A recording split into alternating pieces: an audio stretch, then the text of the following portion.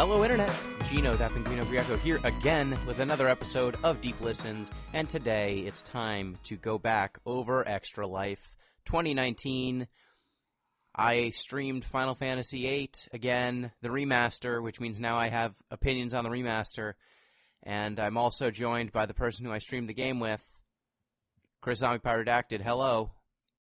Hey, everybody, I'm here. Yeah, we played a lot of Final Fantasy VIII for the third time. For those that have been following this podcast since its, let's just say, modest beginnings.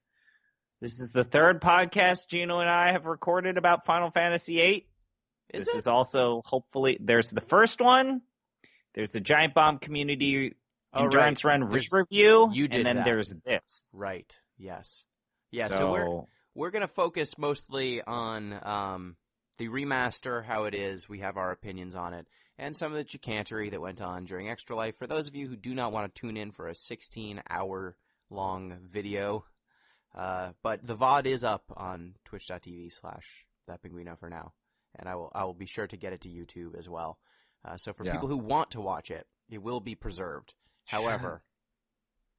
Also, remember that Extra Life donations don't close until December 31st, 2019. If you're listening this between November of whatever this goes up to the end of 2019, please donate.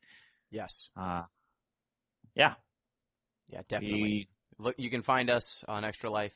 You can donate to either of us. You can find our pages. So, Zombie Pie or Gino Griaco. Those are available. They're on Team Giant Bomb. It was a great stream. So before we get started, a reminder, you can get in touch with the show at DeepListensPod on Twitter, deeplistens.libsyn.com. We've got our comment sections and deeplistenspodcast@gmail.com. And you can also support us at patreon.com/deeplistens to get into our Discord and ask us questions and commentary and such. And also just hang with the folks. And you would have known that we were doing this Extra Life stream, because we talked about it there and planned some stuff. So yeah, sure did plan stuff. We sure did. So my goal was to raise $1,000. No. What? I'll talk about the plan. And we went into this. Let us not dance around the issue of we had estimated it. Yeah, let's just copy paste our Extra Life goals from when we streamed Final Fantasy VIII like 2 or 3 years ago. So my goal was 500. I was thinking maybe I can raise 100, and you thought maybe you could raise like 200. Like really initially.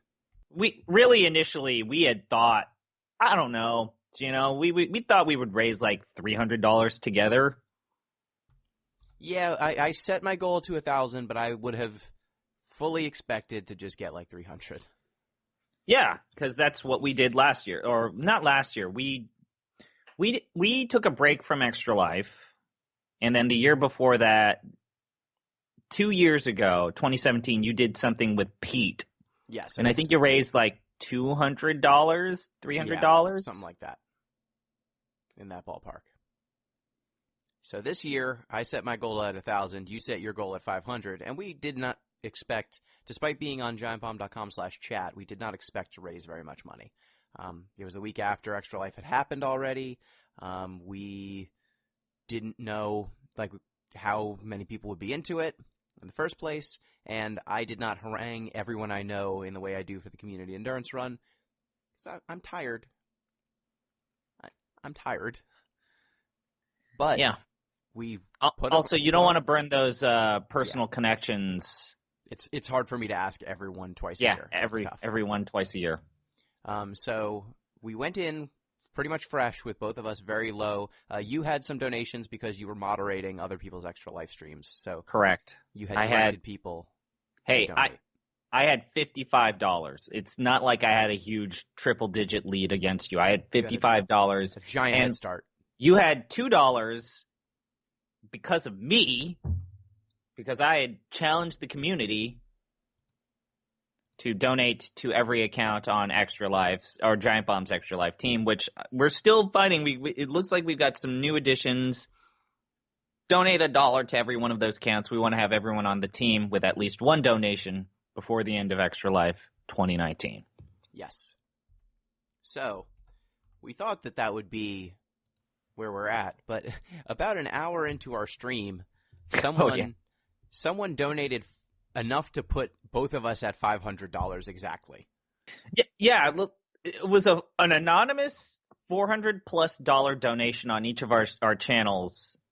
And it was a lot. It was a lot to take in. It was. Both of us cried a little bit. Yeah, we both cried on stream, which is a weird thing to talk about in kind of like a joking manner. But at the time, it was a little too much to take in, and just it was hard to actually play the game while trying to be grateful.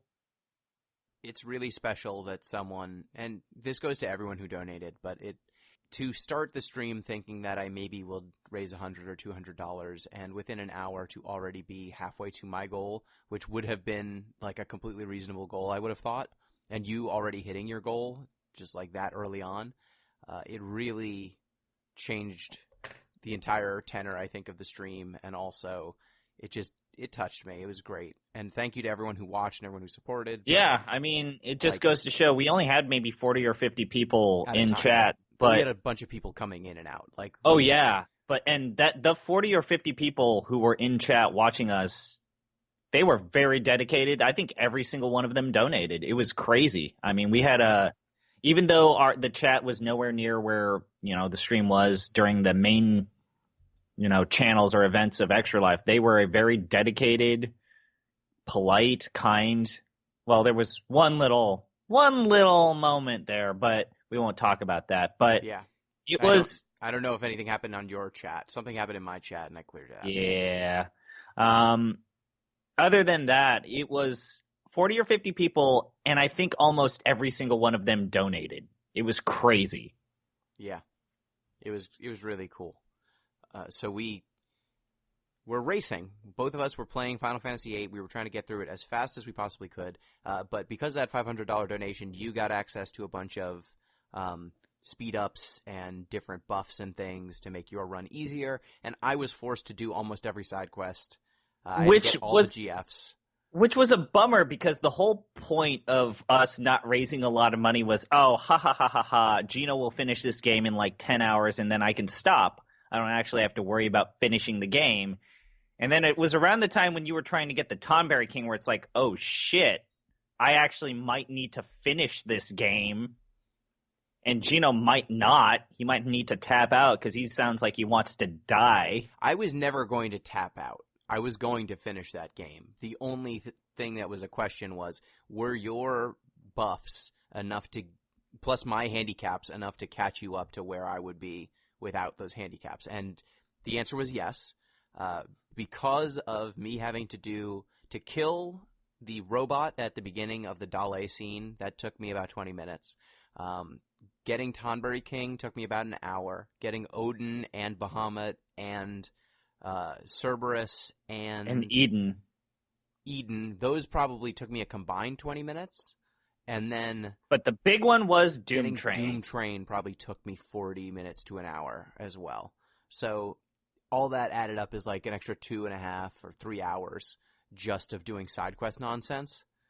And you got the ability to like go to ×3 speed multiple times, to turn off random battles in the beginning of the game, like stuff that I couldn't do. And by combining those things, you were able to actually overtake me by the end of Disc 3.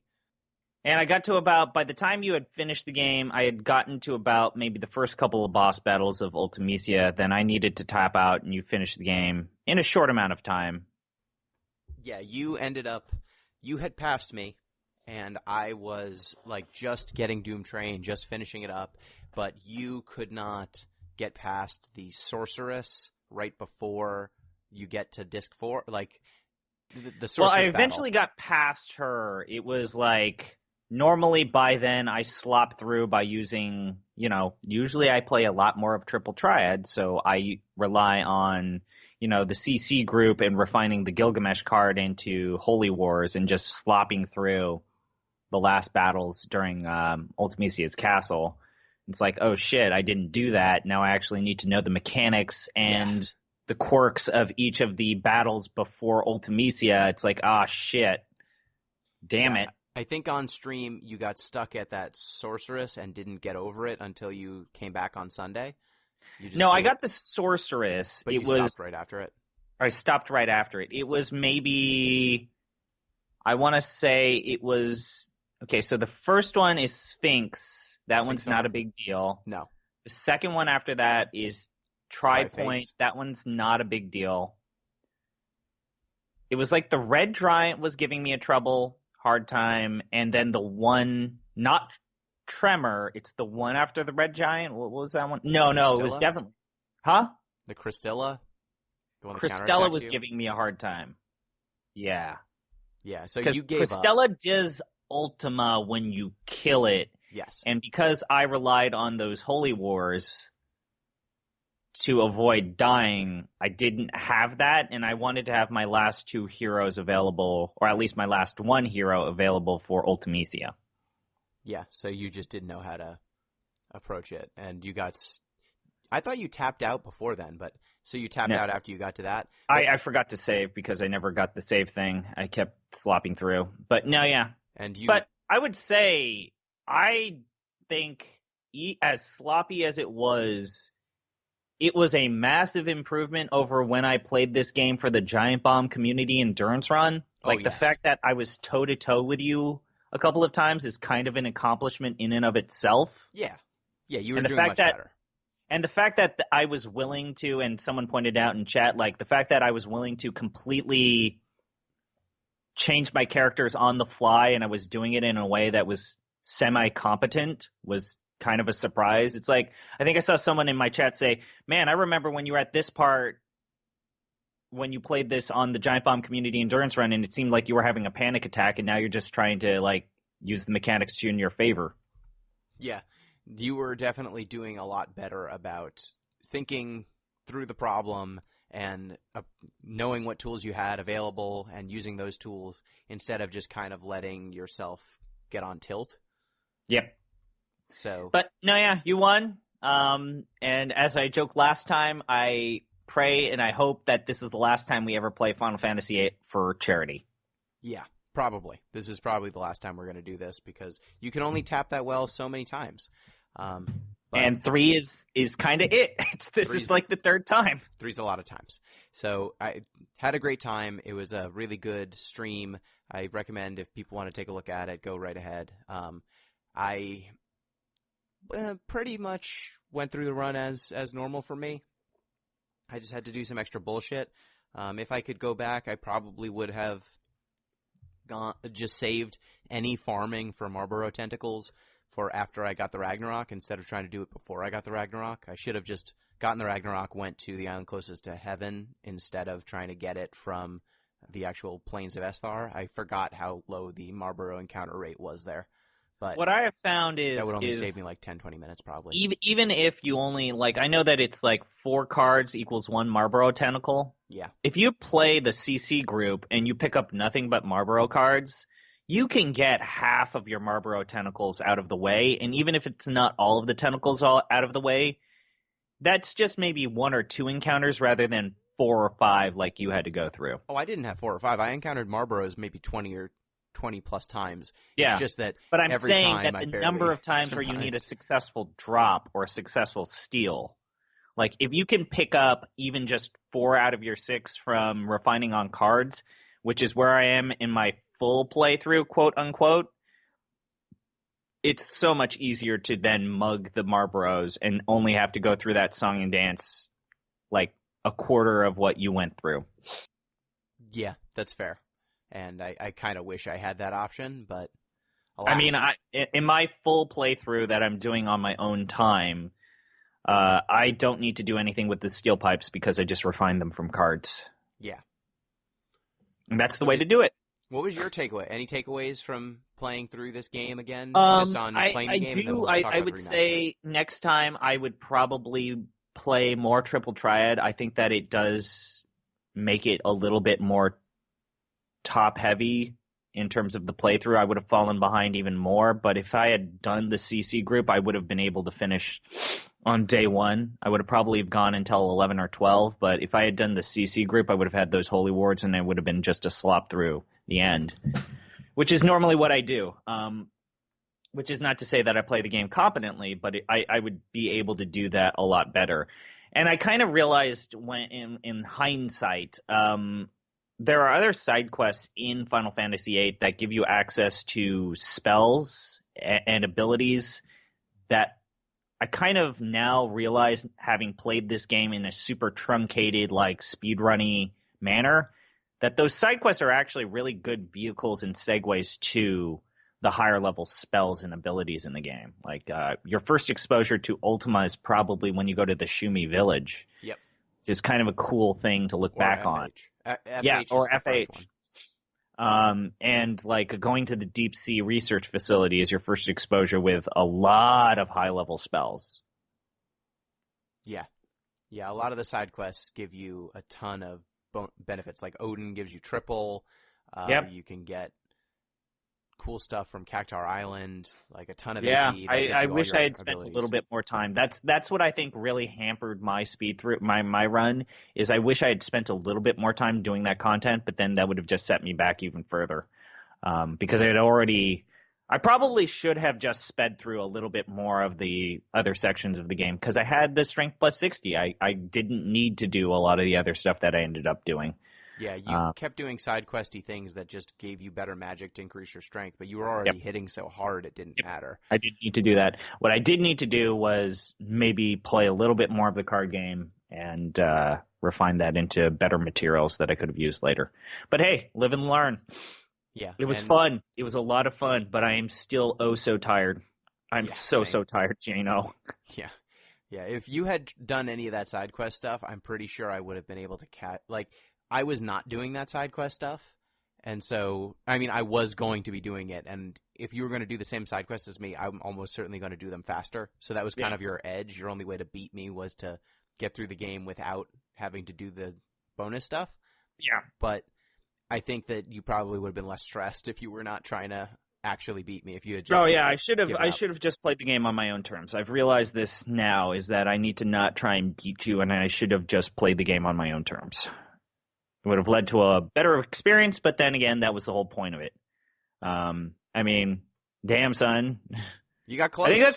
I think that's the reason why I didn't do your puzzles, is because I was like, fuck, I think I can actually beat him. Shit, I need to just not fuck around and just do this.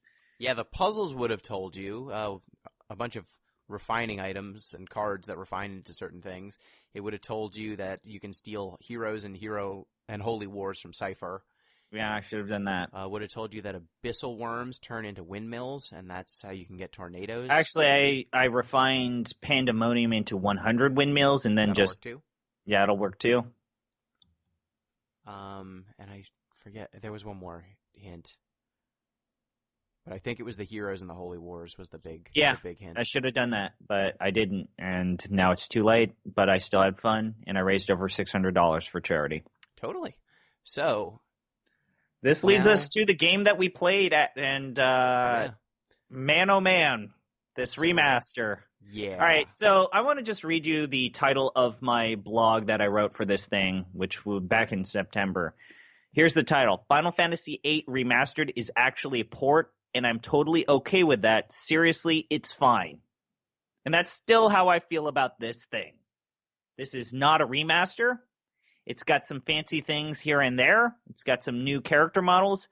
But when push comes to shove, this is a port. This thing is a port to modern consoles, and that's kind of all it ever will be. Yeah. This game is totally serviceable. However, there's a lot of spots where it's clear they did not put in the work. Now, the first one, the most obvious... As soon as you boot the game and go to the first cutscene, after the CGI, after Squall wakes up in the hospital, once he kind of wakes up in class, once he gets to class, a bunch of the other students look like they are sprites from Swords and Sorcery. Yep. Or like an Atari game. Even before that, you have to realize the game's aspect ratio is hard locked at 4:3. Yes, that also. The game's aspect ratio is hard locked at 4:3. Not even 16:9. It is 4:3. It does not recognize controllers by default, especially if you are using, like, I have a PS4 controller that I hook up to my PC. You have to still run DS Windows to get it to acknowledge your controller. There are other games that will just acknowledge a generic controller. It doesn't need it to be an Xbox controller. They didn't do that work. Chocobo World does not exist in this game. You can't do that side quest, like that nonsense. Well, it's not a big loss, but it's not a big loss. But with this noticeable. being like the definitive version of Final Fantasy VIII, they might as well have included it. I mean, the PC port back in 2000 included it. And you know what's really weird about that version of the game? IDOS's PC port was just displayed in widescreen. So somehow I guess we're dancing around the issue is that Square supposedly lost the original game's source code, and they kind of had to reverse engineer a debug copy of this game for both the original PC port and what we are playing right now. Yeah. And it shows in spots. Like we said, there's some character models that are still old. Like there's a moment when you're getting sent to Dale where Sid, originally he's in his new remastered form, which looks kind of like a Kingdom Hearts character a little bit. And then it cuts back to Sid as his old version, like in the same cutscene. Yeah. There were a couple of times I noticed where there are character models like stacked on top of each other. Yep. Like there's two character models that are both in the same spot, and you can just see things overlapping. There's some times where objects just aren't rendered, like in front of Esthar. I think that there are characters who are supposed to be holding guns, but instead their hands are empty. Mm-hmm. There's a couple of sections where the music, so at one point during the garden battle, the music stopped being the normal CD audio and instead went to the MIDI version of a song. Which is especially egregious because there are scenes where it just goes back to that MIDI soundtrack without warning, and there's a mod for the original PC version that fixes that exact problem. It's not a secret. It's called Roses and Wine, and they didn't fix that. And we're dancing around the bigger issue, which is they did absolutely jack shit to the backgrounds in this game. That's noticeable because in the Final Fantasy IX remaster, they at least did some smoothing. Yes, they invented, supposedly, I remember this being something that was advertised, is that they had invented an algorithm that would automatically smooth and up-res environments in any game that they had in their back catalog. No, they did not. I don't think that there was a mod that did even better smoothing on Final Fantasy IX, but even their initial build of Final Fantasy IX had better definition than the old game. This port is mediocre to bad. It's in nice spots. to have it in spots. Well, no, I mean, it's noticeable throughout. Whenever you're on the world map, your character models are not up-resed in the same way that much of the environment is. There were times when you could see the seams between the car. Like, whenever you're driving a car, I could see the square where the shadow was supposed to be under the car, and it didn't blend properly with the ground below. You could see where, like, the JPEG that had been stretched for the background, you could see the seam on it. You can see the seams on, like, the ground textures, like where the boxes are. Like, these were issues of the original game, but because you're now playing it in 2019 and there are HD characters waltzing around, it's, like, even more cheap. It's very cheap. Yeah, they did better in the 9 port. That game also apparently did not have its source code. I mean, I don't think that game had saved source code either. No, it didn't.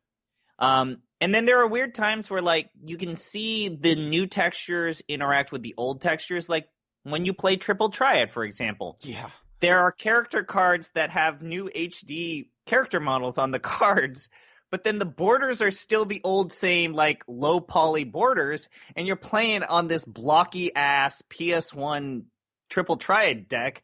And so you've got these HD cards on top of this blocky, blurry brown table, and it just always messed up with my brain.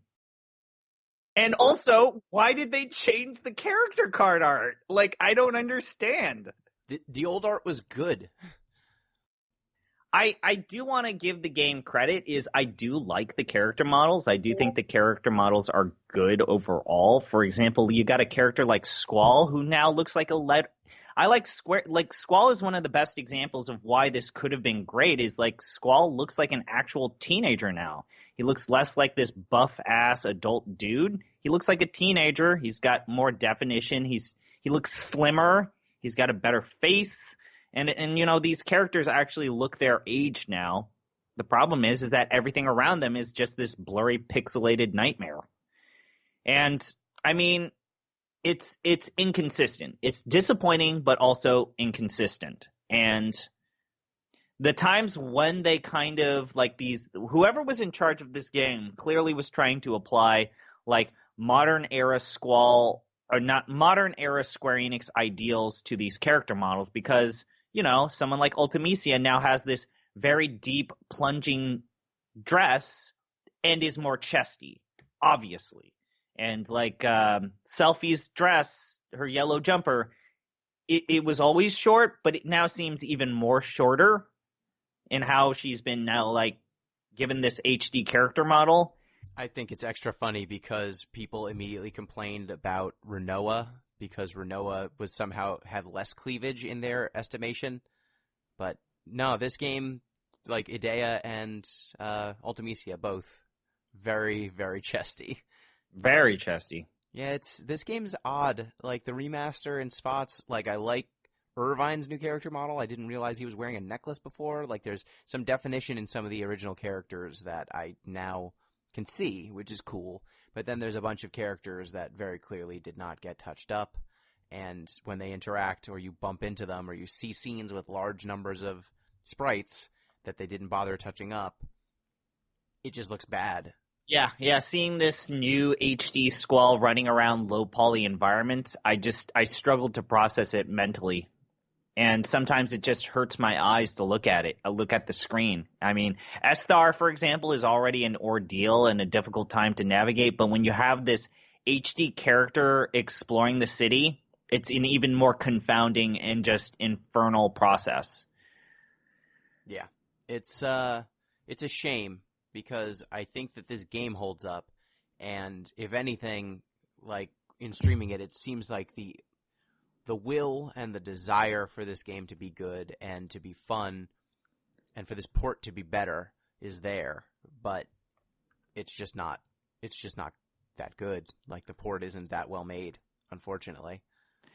But it's kind of like what I said on our stream a couple times. I mean, beggars can't be choosers. This is what we got, and the fact that we got something is kind of a miracle in and of itself, both like literally and figuratively. Literally because it seems like Square was completely off their rocker and losing the source code for this game, but also figuratively, like unless you're Final Fantasy VII, you don't get a high-budgeted remaster ever.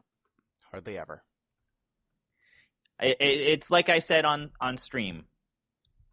We're kind of like in the same camp as like the fighting game community, where it doesn't matter if the game is good or bad. If this is the version we've got, this is the version that we will embrace as being the definitive game to play.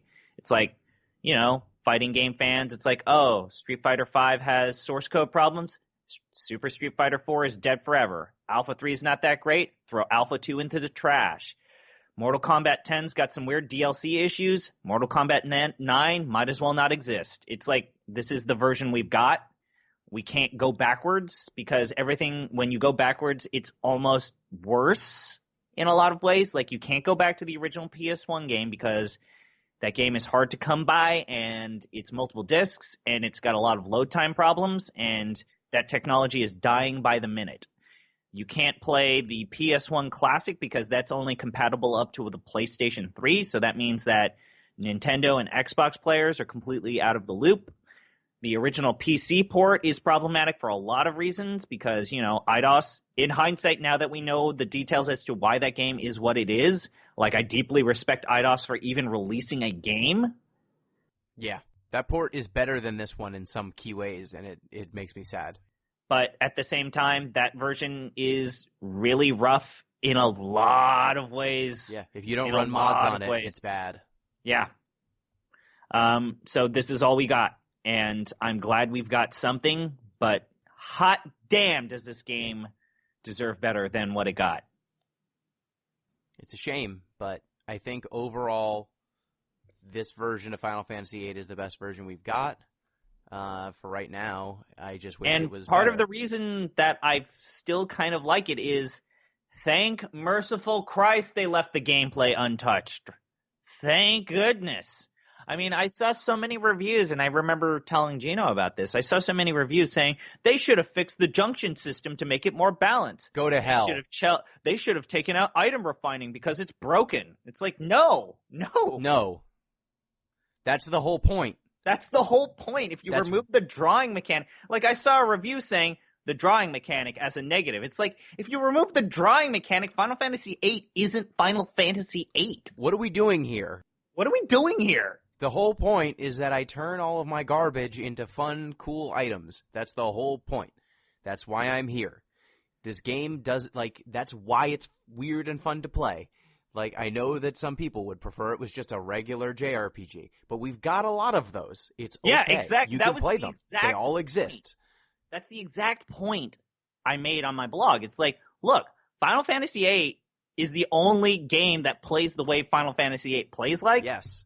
And for game preservation's sake, you don't touch any of its mechanics. You leave it broken. You leave it busted. Just leave it there. Something like Final Fantasy VII, the reason why I don't get up in arms about them trying to graft onto the Final Fantasy XIII system on that remake is we already know what Final Fantasy VII using an ATB system plays like. We already know. And they already put in a turn-based version of that combat system, so there's nothing to get up in arms about. And you already have versions of Final Fantasy VII that are playable on other consoles. It's one thing when you've got a remaster and the old version is preserved.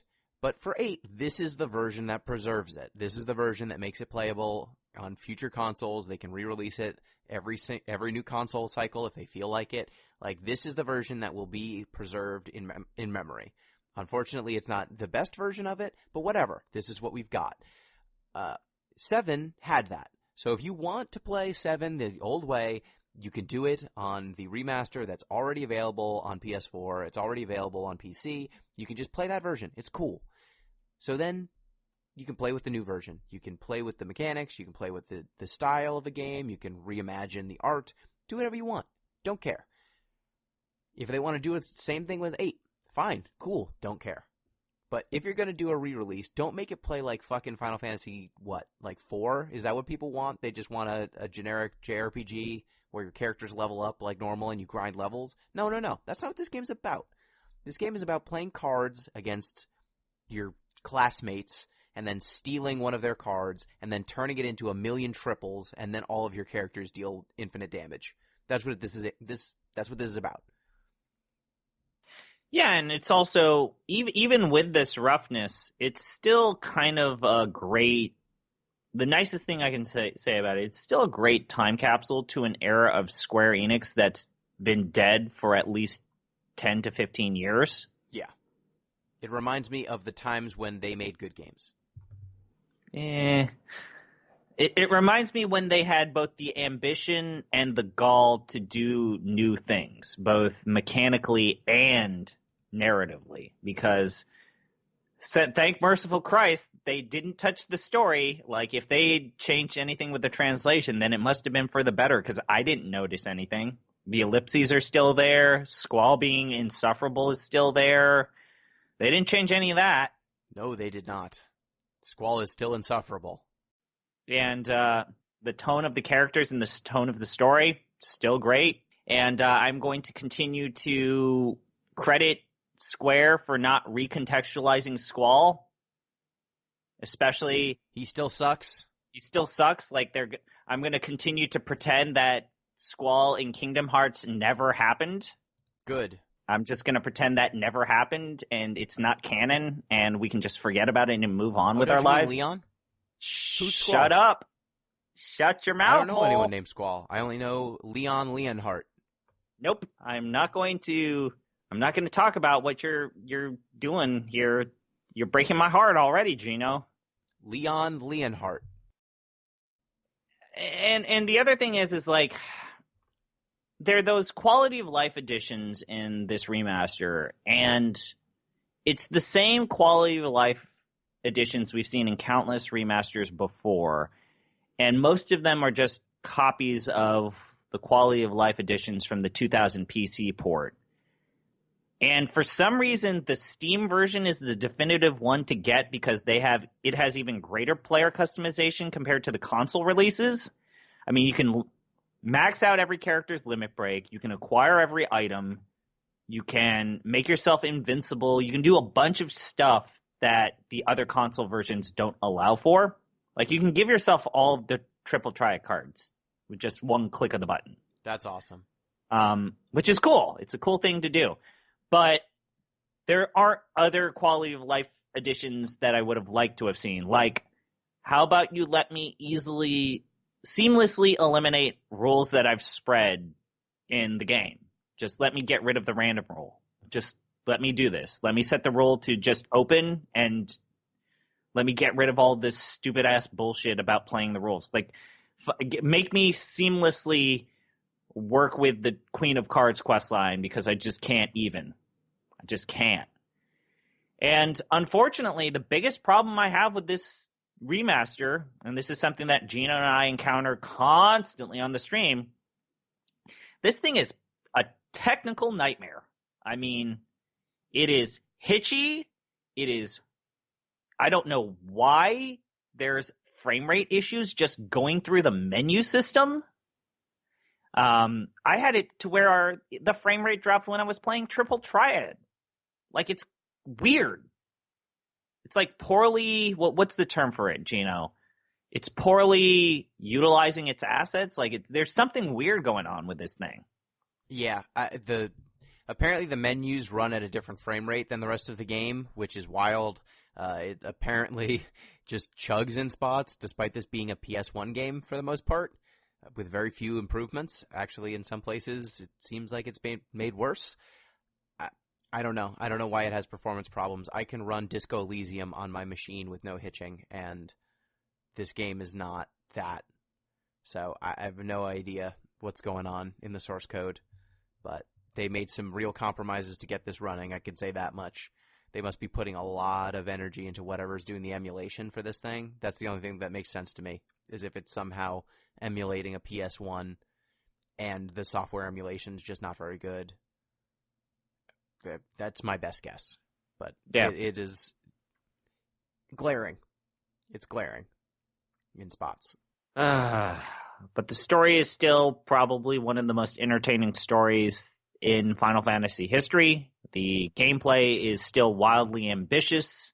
And even with these technical issues, it's very much still breathtaking to play. This game is still very impressive in its just sheer audacity. I know by the end of it, I was talking with people in chat. You had already gone to sleep, but some people were like, I went into this stream not liking Final Fantasy VIII. I didn't like it one bit, and now I'm a convert. Because 8 has I've said it now every time we talk about it, it has a raw hope and an emotional honesty, as I like to call it. It is vulnerable. Its outlook is optimistic. It is a joyous melodrama.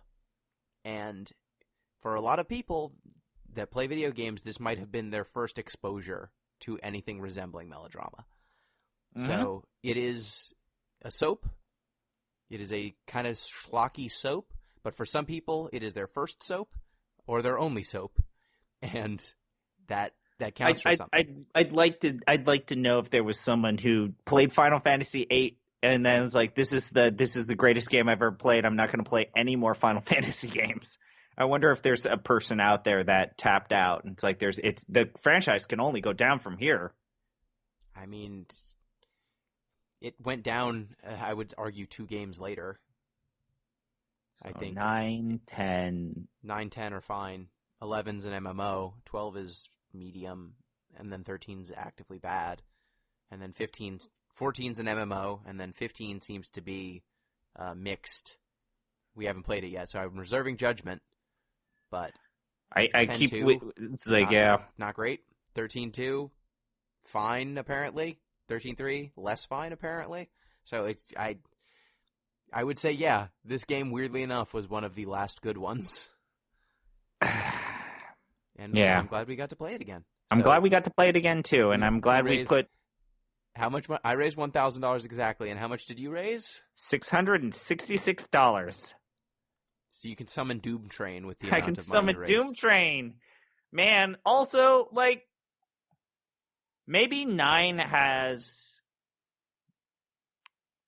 I think I like 8's side quests more than 9, just because they're so important to the world building of the game. And 9, there's just so much busy work to the side quests. I get that you had a miserable time with Doom Train, but like I remember playing in my normal playthrough, just like absorbing and chewing through the scenery of the Shumi village, and the fact that here's a side quest that has absolutely no combat. You just learn about these people, learn about their way of life. It's just, I think you've mentioned it before, but it's like that wholeness to the world, that wholeness to what you're exploring, your environment. It feels so wholesome and whole and complete.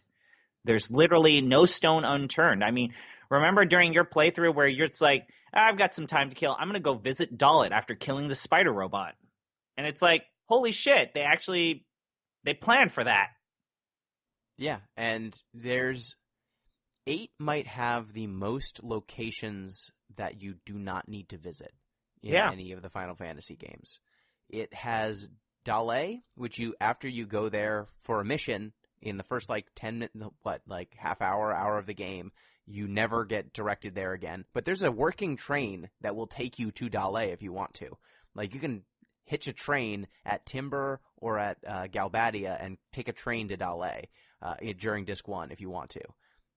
Though I think you will get dinged money if you do that. But you can also go to Windhill, the place where Laguna kind of ends up after his run-in at Lunatic Pandora. Yep. You can go there, and in there's a side quest, and you can see what happens to that place after Laguna left.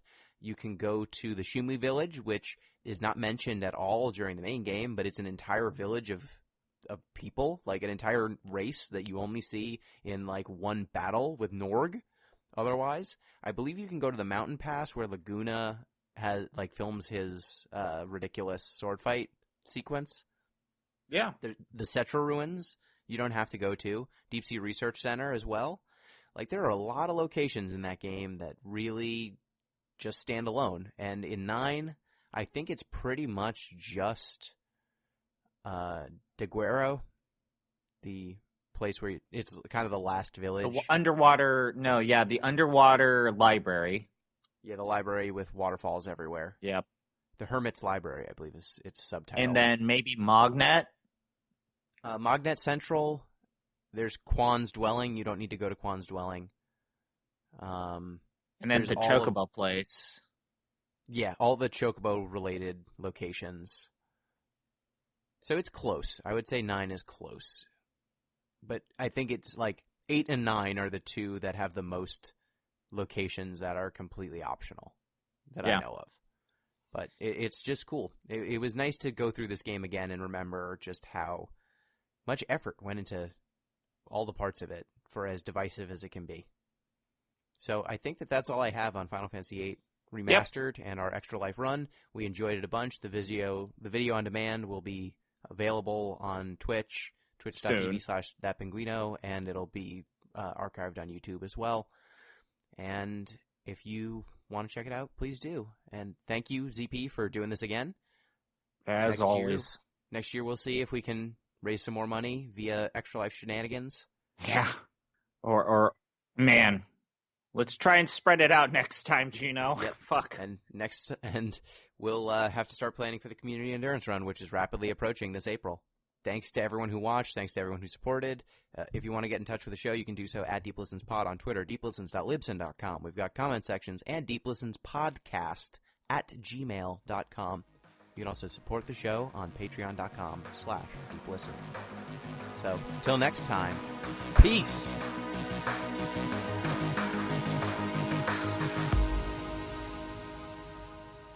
And I'm also joined by the person who I streamed the game with, Chris Zombie Powdered Acted. Hello.